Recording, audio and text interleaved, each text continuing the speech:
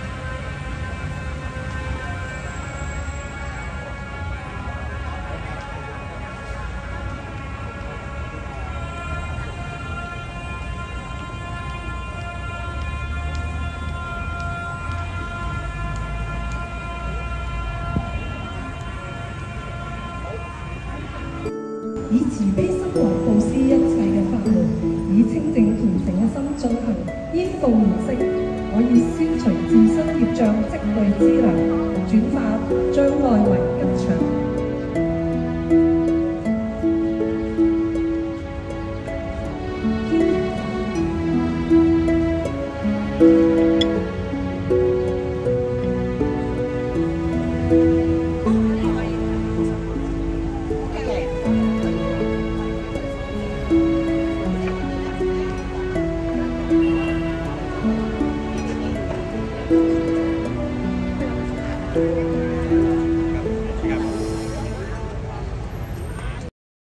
若能護養知己過，千勿護己怪別人。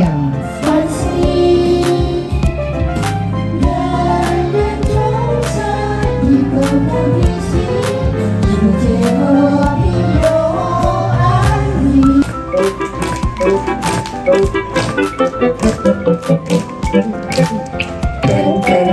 手心向下，虎口平擊，合谷穴。呢個穴咧可以止痛㗎喎，身體有疼痛咧就可以用呢一個動作啦。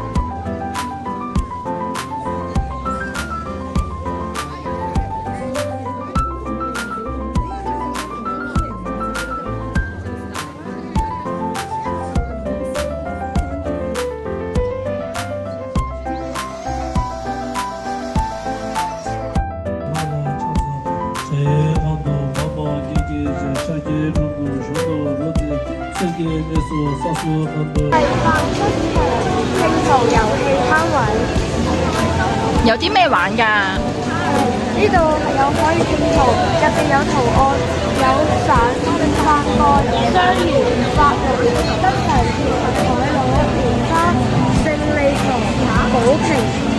呢8個圖案分別入邊其中一個各個圖案都分為4個，拼好3個就可以獲得一個小獎品。我係個個都長